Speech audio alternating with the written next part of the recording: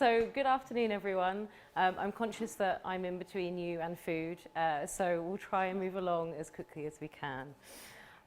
So my name is Catherine. I come from a company called Ravelin Technology based in London in the UK. And today we're going to talk through some practical tips for dealing with the realities of 3D Secure in relation to the second Payment Services Directive and strong customer authentication. We're going to be looking at what transaction risk analysis is and what the associated regulations are, how you can enrich the TRA process itself, and what the authentication request procedure is in order for you to request that exemption. And we'll also touch on a few sort of industry and cardholder readiness, as well as some tips for dealing with data securely. So first of all, a little bit about Ravelin, if Ravelin is a new company to you. We provide the technology and support to online businesses to help them manage fraud and also accept payments with confidence. So I focus on that last part and a little bit more recently on PSD2 and SCA. And I look after a product called Ravelin Accept, which uses issuer intelligence to help increase payments acceptance. So firstly, let's look a little bit at what the transaction risk analysis exemption is. So the SCA regulatory technical standards state that SCA must be applied to every single transaction online, but there are some exemptions. So for example, a PSP may perform transaction risk analysis, and if they determine a transaction to be low risk, they can request an exemption from SCA. A certain criteria must be met. Every single PSP needs to ensure the security and safety of the cardholder's funds, as well as their personal data.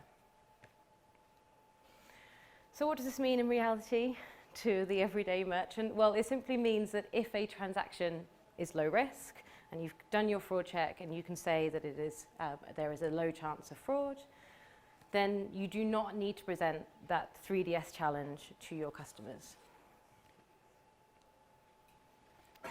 So why would you care about this? And we're told that strong customer authentication and 3DS are supposed to reduce fraud.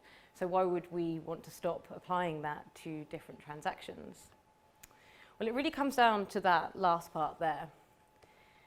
There's a long history of 3DS being applied and cart abandonment happening.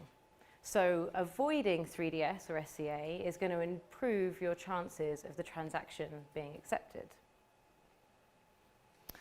The payments industry has worked really hard over the last few years, 10 years if not longer, to make our payments experience as friction-free, secure and easy as possible. Just look at the classic examples of Amazon One-Click and Apple Pay.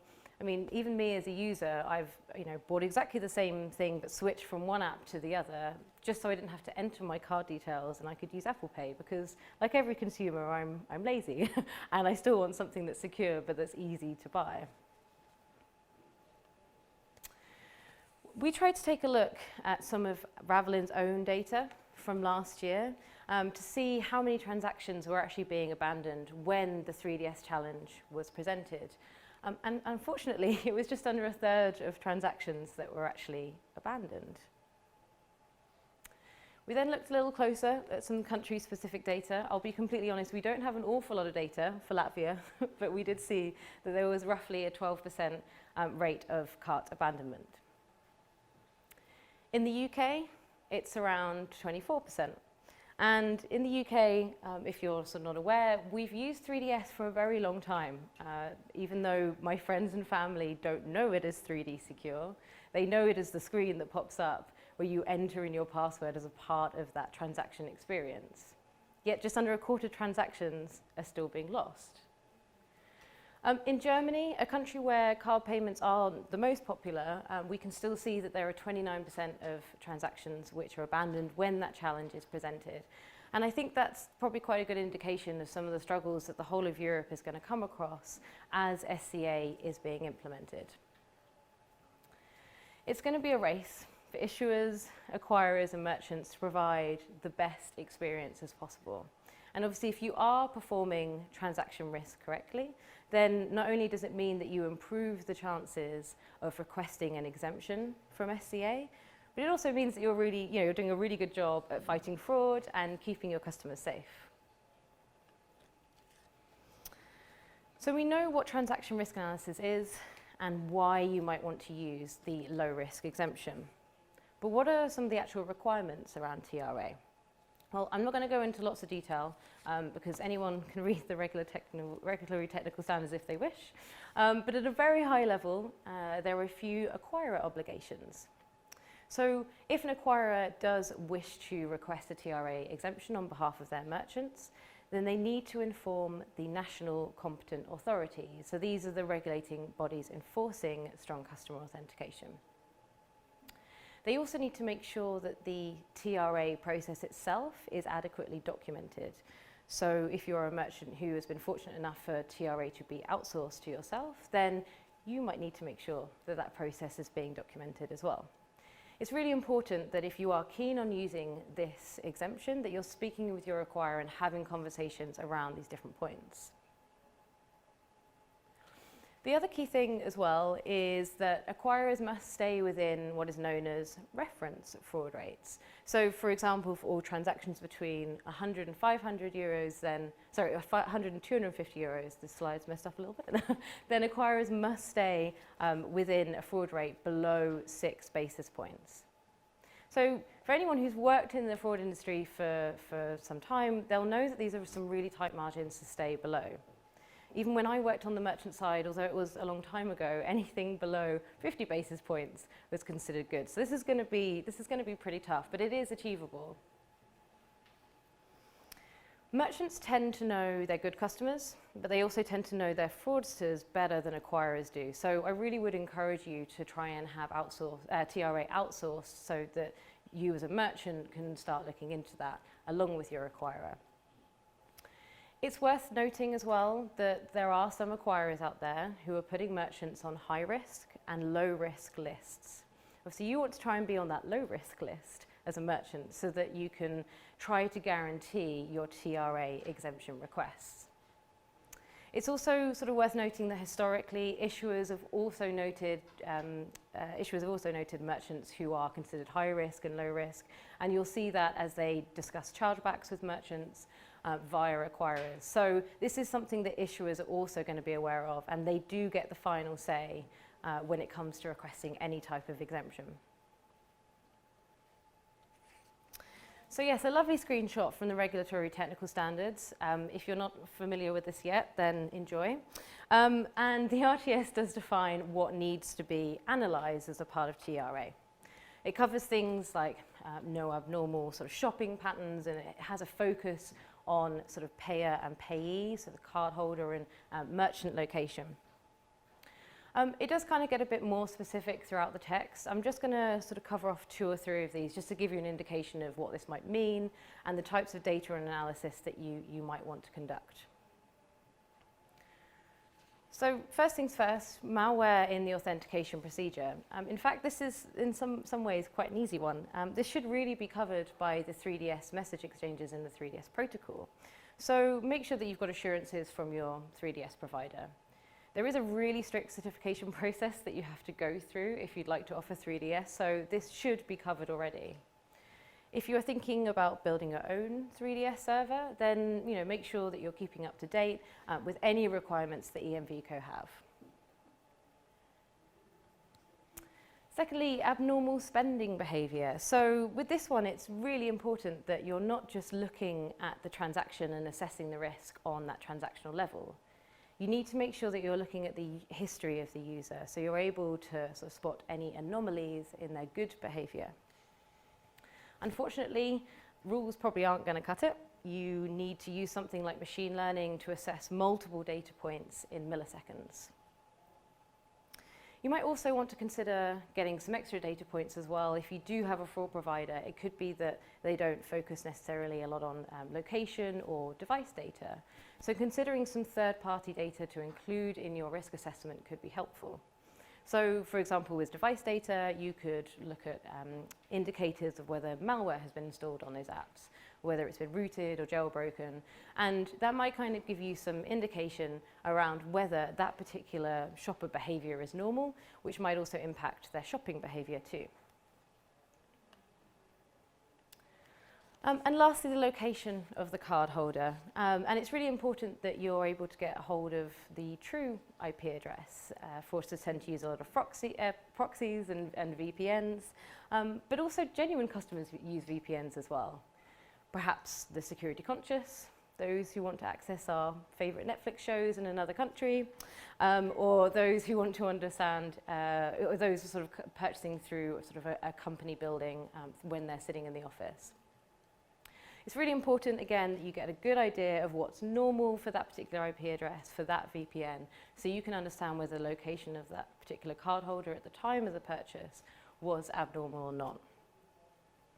So these are just some ways in which you can enrich that TRA process and some of the data that you need to look into. But it's something you should certainly work with your acquirer and fraud provider to make sure that the analysis that you're doing is considered TRA compliant.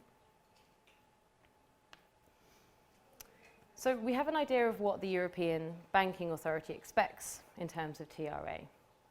But how do you actually request the exemption itself? Well, this is done through 3D Secure. More specifically, it's done through the authentication request, or AREC as it's known. So it's worth bearing in mind that it's only version 2.2 of 3DS in which you can request this exemption. There are indicator flags in the request message that lets European merchants submit their exemption preference to the issuers. There are 4 groups of optional but recommended fields that you can use, and 32 of these are classified as 3DS requester risk information. So these are the ones that you need to focus on. To be honest, follow the EMVCo specifications. If you're looking at this and sort of dreading that the EMVCo specs look like this the whole way through, then you are correct, and they are very long. If you've only just started looking at 2.1, then I have some reassurance for you, and that's that 2.2 is not that much longer. But good luck. So if you're new to 3DS, just a sort of high-level flow of what this might look like. So let's say that you've done your transaction risk analysis, and as per the regulatory technical standards, you consider this transaction low risk. So you're going to start the enrichment process. You're going to start to build up this enriched AREC message that can be sent to a 3DS server. Now, it is actually the 3DS server that creates the AREC itself, and there is only one of these per authentication. It can be enriched with additional data, transaction data, device data, and then it will be sent to the directory server and reach the issuers at the access control server. So at this point, let's assume that the issuers have honoured your exemption request, and then an authentication response will be sent back to the 3DS server, so that's the ARES. It might be worth persisting the AREC data that you sent over. This could be important to quickly fill future AREC fields, but also it's a good way to sort of store information about that particular user, which you can then use again in the future to determine whether their behavior is the same for the next transaction, or perhaps it's starting to look a little bit suspicious. So, companies, like Ravelin, there are acquirers out there, there are 3DS providers who can help you sort of enrich this AREC. And obviously, looking into things like this, there is a good chance that your exemption requests are more likely to be honoured.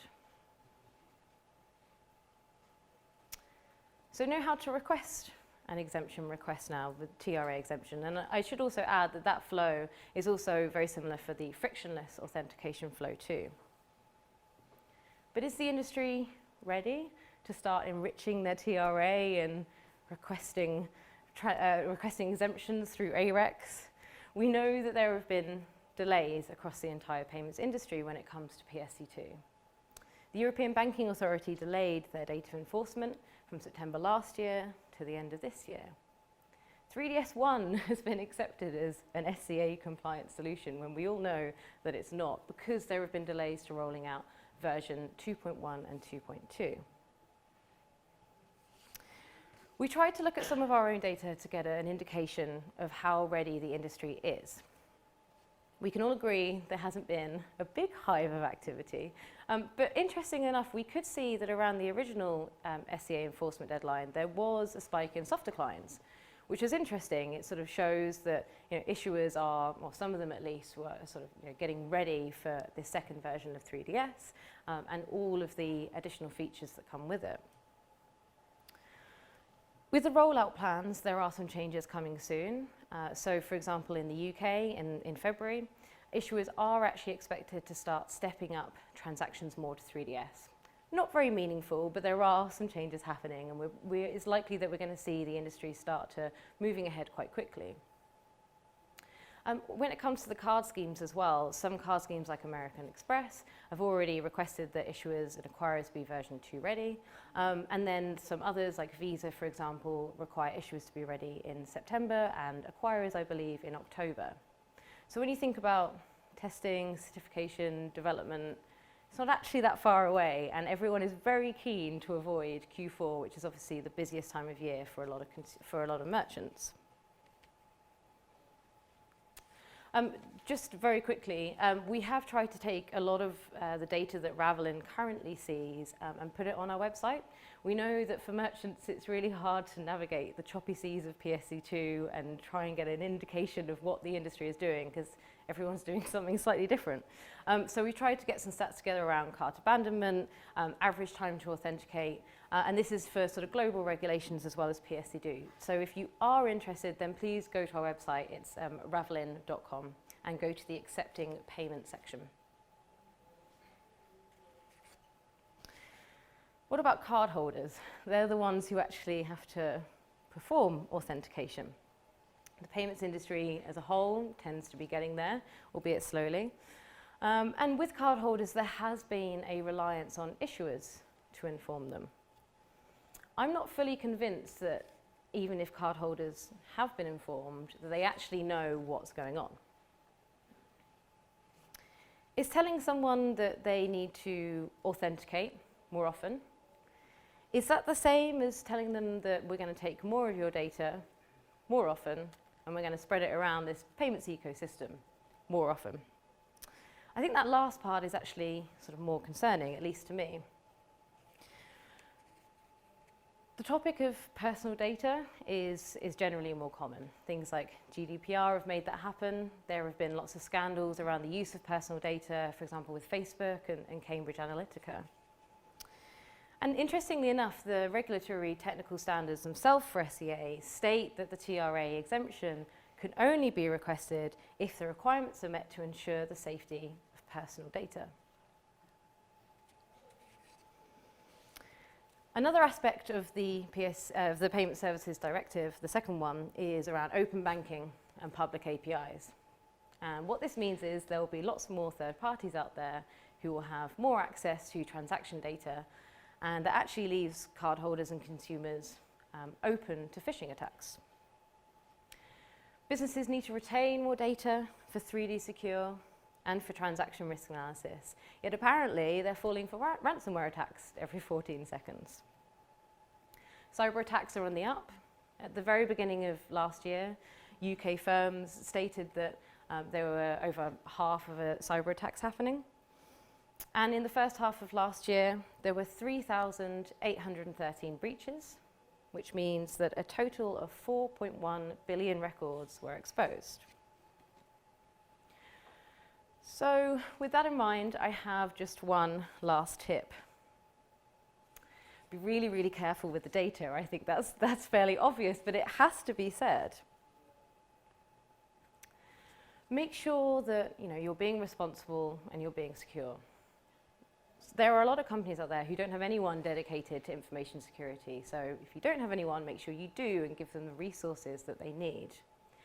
Communicate with your customers. Show them the value of sharing their data. Show them the value that it will bring to their customer experience. But at the same time, honestly reassure them that you're looking after it properly. And lastly, make sure you're asking yourself the right questions. This is the first sort of regulation of this type and size in terms of authentication. And people are going to, around the world, are going to sort of look to how we perform and how we manage this authentication, this directive, authentication and data for their future directives as well. So I hope that you have a few high-level practical tips for dealing with the realities of 3D Secure. We've talked about how you can enrich some of the transaction risk analysis, and of course how you can request the exemption through 3DS and through the authentication request. But also we've touched on sort of industry cardholder readiness and making sure that with that cardholder readiness, we're reassuring our cardholders and we're being responsible, we're communicating with them, and we're asking ourselves the right questions. Thank you.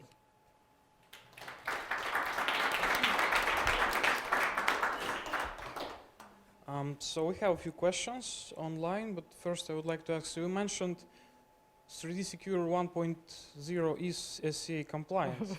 Well, it's not SCA compliant, Yeah. but it's been considered acceptable to use because the industry simply isn't ready for version 2, which is SCA so compliant. what is the carrot for everyone else to adopt version 2? So one of the biggest differences between version 3DS 1 and 2 is around the consumer experience. That's one. I don't know if anyone's used 3DS, the version 1, but it's terrible. You just create a password and then you're also expected to remember that, and it can easily be hacked along with all of your other card data. And it doesn't work on things like apps.